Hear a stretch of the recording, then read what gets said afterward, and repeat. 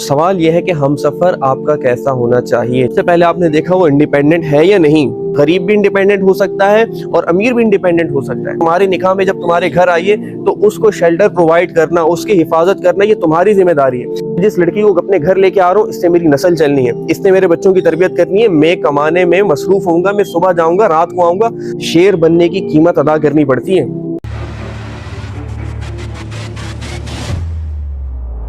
एक सवाल है जिसकी वजह से आम तौर पर नौजवान नस्ल आज की बहुत परेशान रहती है, चाहे वो लड़का हो या फिर लड़की, और लड़कियां थोड़ी ज़्यादा परेशान रहती हैं। तो सवाल यह है कि हमसफ़र आपका कैसा होना चाहिए, जिसके साथ आपने अपनी पूरी ज़िंदगी गुजारनी है, जिसके साथ आपने शादी करनी है। अब यहाँ पे कुछ चीज़ें इस तरह से तो बहुत सी चीज़ें आपको मिल जाएंगी पढ़ने के लिए भी, सुनने के लिए भी, कि आपका हमसफ़र कैसा होना चाहिए। कुछ पॉइंट्स मैं आपके सामने डिस्कस करूँगा जो मेरा थोड़ा बहुत तजर्बा है, जो आजकल के हम हालात देखते हैं लोगों के। तो उसमें हम एक चीज़ जो बहुत ज़्यादा देखी जा रही है वो तलाक का बढ़ता हुआ रेशो, जो पाकिस्तान में ना होने के बराबर था, लेकिन अब अगर आप सर्च करेंगे तो पाकिस्तान में जो तलाकों का रेशो है वो बहुत तेज़ी से बढ़ रहा है। तो खैर इस पे तो हम बाद में बात करेंगे। अभी हमारा सवाल ये है कि हमारा जो हमसफ़र है वो किस तरीके का होना चाहिए। सबसे पहले जो मैं एडवाइस करूँगा वो मैं लड़कियों को करूँगा कि उनका हमसफ़र कैसा होना चाहिए। देखिए, अब जो हमारा जो माशरा है, पहले हमें इसको समझने की ज़रूरत है। हमारे इस माशरे में सब्र, तहम्मुल, बर्दाश्त, यकीन ख़त्म हो चुका है बिल्कुल तकरीबन। उसके फैक्टर्स बहुत सारे हैं जिस पे हम बात करेंगे कभी। ये सब जब क्वालिटीज़ ख़त्म हो चुकी हैं हमारे इन लोगों से, हमारे इस माशरे से, तो अब एक लड़की जब किसी घर में जाती है तो वहाँ पे उसको सास भी मिलेगी, वहाँ पे उसको ससुर भी मिलेगा, वहाँ पे उसको नंदे भी मिलेंगी और बाकी भी बहुत से उसको रिश्ते वहाँ पर मिलते हैं। आम तौर पर जो इसका क्लैश होता है लड़की का, अक्सर जो देखा जाता है वो अपनी सास के साथ हो रहा होता है या फिर अपनी नंदों के साथ हो रहा होता है, यानी कि जो उसके शौहर की बहनें हैं उनके साथ हो रहा होता है। या फिर अक्सर ये भी होता है कि अगर उसके शौहर का कोई भाई है जिसकी शादी हो चुकी है तो उसकी जो रिश्ते में उसकी भाभी लगती है, उसके साथ भी इसका बहुत बार क्लैश हो रहा होता है। लड़की को शादी करते हुए जो सबसे अहम चीज़ देखनी चाहिए लड़की को या फिर लड़की के घर वालों को, वो ये है कि देखो, जिससे आप शादी कर रही हो ना, जो लड़का है जिसके घर में आप जा रही हो, वो लड़का इंडिपेंडेंट है या नहीं। सबसे पहली बात जो उसमें क्वालिटी होनी चाहिए वो इंडिपेंडेंट होना चाहिए। इंडिपेंडेंट से मुराद ये है कि वो जब अपना फैसला लेना चाहे तो वो फैसला ले सके, ठीक है। ऐसा ना हो कि जो आजकल की लड़के होते हैं, नौजवान नस्ल जो आजकल की है, ये वो हैं जिनकी पसंद का घर में खाना भी नहीं बनता, इनकी इतनी भी नहीं चलती। तो अब ये सोच के जब आप अपनी बेटी इसको देंगे जिसकी मर्जी घर में ज़रा बराबर नहीं चलती, तो आप मुझे ये बताएं, वो खुद तो डूबेगा ही और ये आपकी बेटी को भी डुबाएगा। अब आपने क्या करना है कि सबसे पहले आपने देखा वो इंडिपेंडेंट है या नहीं, कि वो घर में अगर कोई फैसला करना चाहता है वो कर सकता है या नहीं, उस पर रोक टोक तो नहीं होती कोई सही फैसला करते वक्त। दूसरा पॉइंट ये होना चाहिए, देखो अमीर गरीब को हम बाद में देखेंगे। सबसे पहली चीज, गरीब भी इंडिपेंडेंट हो सकता है और अमीर भी इंडिपेंडेंट हो सकता है। सबसे पहली चीज हमने ये देखी कि वो इंडिपेंडेंट है या नहीं, पहला पॉइंट मैंने बता दिया। दूसरा पॉइंट ये देखना है कि वो समझदार है या नहीं, इंसाफ कर सकता है या नहीं। कहाँ पे मेरी बीवी की गलती है, कहाँ पे मेरी अम्मी की गलती है, कहाँ मेरी बहनों की गलती है, कहाँ मेरे भाई की गलती है, वो ये कर सकता है या नहीं कर सकता।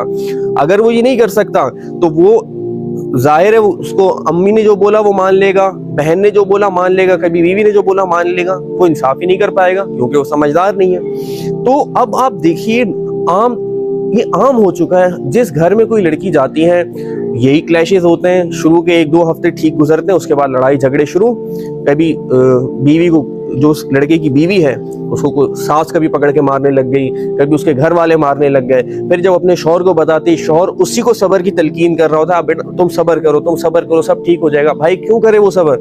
वो किसी की बहन बेटी नहीं है। वो अगर तुम्हारे घर आई है वो तुम्हारी वजह से आई है, वो तुम्हारी माँ की वजह से, तुम्हारे बाप की वजह से, तुम्हारे बहन भाइयों की वजह से नहीं आई। वो तुम्हारे निकाह में जब तुम्हारे घर आई है तो उसको शेल्टर प्रोवाइड करना, उसकी हिफाजत करना, ये तुम्हारी जिम्मेदारी है। अगर तुम अपनी जिम्मेदारी पूरी नहीं कर सकते तो तुम्हें किसने कहा था तुम शादी करते? तुम्हें जरूरत ही नहीं थी शादी करने की।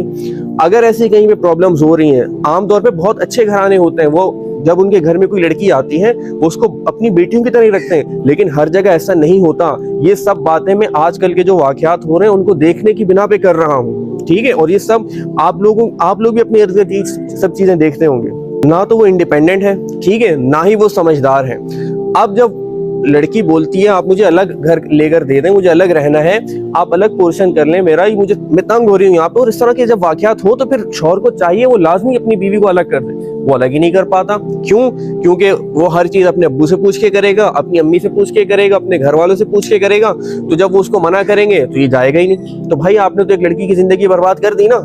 आपको किसने कहा था आप शादी करते हैं जब आप इंडिपेंडेंट हो ही नहीं अपनी जिंदगी में, ना फिर आप समझदार हो। और एक और चीज जो हमें लड़की वालों को देखनी चाहिए वो ये कि जब आप रिश्ता कर रहे हैं उनका फैमिली स्ट्रक्चर किस तरह का है, वो आपस में उनके रिलेशंस किस तरह के हैं, वो प्यार मोहब्बत से रहते हैं या नहीं, और मुश्किलात में एक साथ खड़े होते हैं या नहीं, ये सब चीजें भी देखने की होती हैं। तो जो पहला पॉइंट, 2-3 पॉइंट मैंने बताया, एक तो इंडिपेंडेंट होना चाहिए और दूसरा समझदार होना चाहिए। आजकल ये लड़कियों को इश्क का भूत सवार हो जाता है। ये छोटे छोटे से लड़के होंगे 20-22 साल के, और ये इतनी बड़ी बड़ी बातें कर देते हैं, मैं ये कर लूंगा, मैं वो कर लूंगा। शादी का इनको कुछ नहीं पता होता, इनको कुछ नहीं पता हमें लड़की को रखना किस तरीके से। बस वो एक इश्क का भूत सवार होता है, उसकी बेस पे लड़की बेवकूफ बन जाती है, और वो जो है भाई इनके मामलात शुरू होते हैं तो शादी तक बात चलती है। माँ बाप बोलते हैं पसंद है तो करवा देते हैं शादी। जब शादी होती है वो अपने आप को नहीं संभाल सकता था तो उसके पास एक लड़की आ जाए तो उसको क्या संभालेगा वो, और इश्क का भूत तो उतर जाता है फिर जब सब चीजें सामने आती हैं। तो भाई खुदा के लिए जब शादी कर रहे हो ना तो ये ना देखे कि बस मेरी बेटी पसंद करती है तो करवा दी। भाई पहले उस लड़के को देखो, थोड़ी उसकी इंक्वायरी करो कि वो किस तरीके का है, उसका मिजाज किस तरीके का है, उसका सोशल सर्कल किस तरह का है, उसके दोस्त किस तरह के हैं, कि वो किन लोगों में उठता बैठता है। वो जिस तरह के लोगों में उठता बैठता है उसकी सोच भी उसी तरह की होगी। अगर वो अपने से बड़ी उम्र के लोगों में उठता बैठता है, अपने असातिज़ा के साथ बैठता है, उलमा कराम के साथ बैठता है, समझदार लोगों के साथ बैठता है, तो वो सब चीजें इसके अंदर आएंगी। लेकिन वो अपने जैसों के साथ ही बैठ रहा है, ठीक है, कभी होटल के ढाबे में बैठा हुआ है, कभी बैठा हुआ कहीं चाय पी रहा है, तो भाई आप ये सोचो कि उसकी मेंटेलिटी क्या होगी।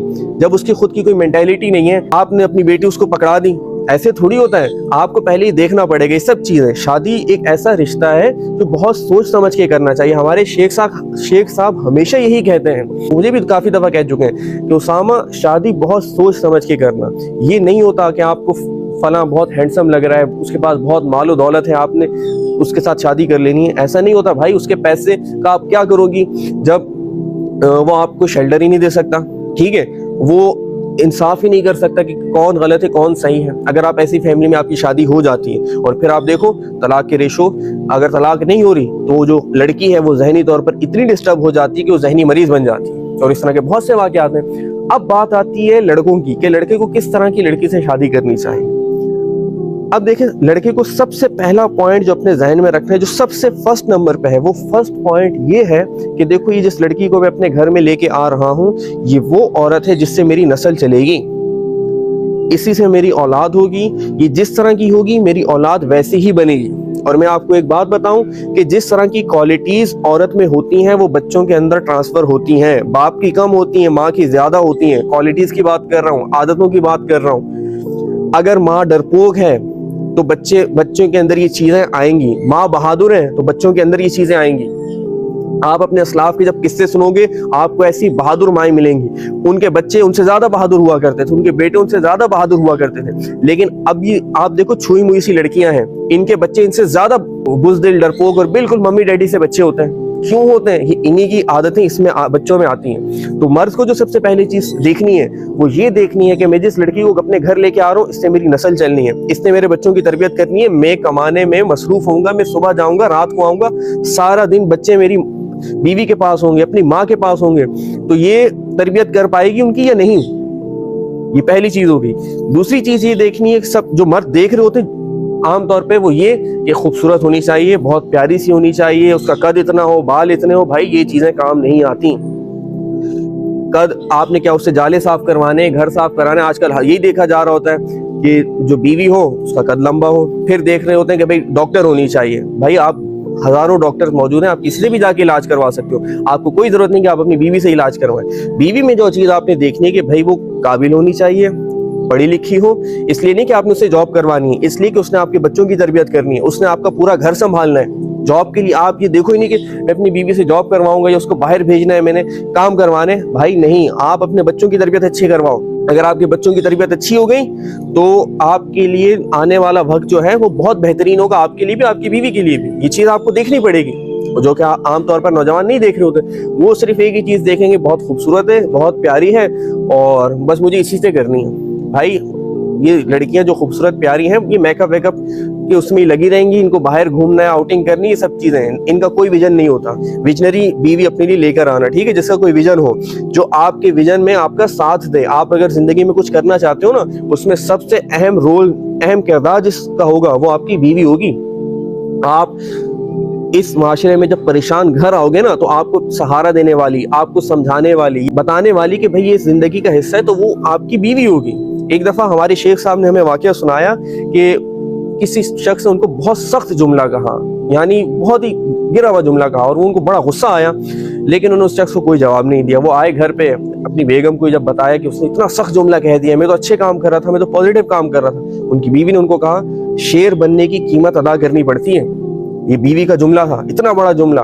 ये नहीं कि आपने उसको मारा क्यों नहीं, आप मार देते, आप ये कर देते। भाई उसको बताया, आप शेर बनना चाहते हैं ना, आप इस दुनिया में कुछ करना चाहते हैं, बहादुरों वाले काम करना चाहते हैं, तो ये कीमत तो चुकानी पड़ेगी। आपके इर्द गिर्द ऐसे लोग होंगे जो आपके बारे में बातें करते रहेंगे, तो ये सब चीजें आपको देखनी पड़ेंगी कि जब हम लड़के को देखनी पड़ेंगी, जब मैं इस लड़की से शादी कर रहा हूँ, इसका सोचने का अंदाज क्या है और इसके जो करीबी लोग हैं वो किस तरह के हैं, इसकी माँ कैसी है। बड़े बुजुर्ग यही कहते हैं ना, अगर लड़की, जब आप किसी लड़की से शादी करना चाहते हो ना, तो सबसे पहले देखो उसकी माँ किस तरह की है, क्योंकि जैसी माँ होगी बहुत ज्यादा चांसेस हैं कि ये उसी तरह की होगी, वही आदतें इसमें होंगी। तो आप देखो सबसे पहले उसकी माँ किस तरह की है। जल्दबाजी में फैसले नहीं होते शादी के कि आपको यहाँ पसंद आया आपने बस कर दी। भाई सब्र तहम्मुल के साथ पहले आपने देखना है कि भाई इसका सोचने का अंदाज क्या है, इसका जो फैमिली स्ट्रक्चर है वो किस तरह का है, ये अपनी माँ के इतने करीब है, इसकी माँ का रवैया कैसा है। उसके बाद जाके फैसला होता है कि हाँ ये मेरा हमसफर बनेगा। लेकिन अगर आपने इन सब चीज़ों को साइड पे रखा, आपने सिर्फ ये देखा कि ये बहुत अमीर है मुझे इससे शादी करनी है और उसके अलावा ये बहुत खूबसूरत है मुझे इससे शादी करनी है, तो भाई फिर घर तबाही होंगे जिस तरीके से आज कल हो रहे हैं।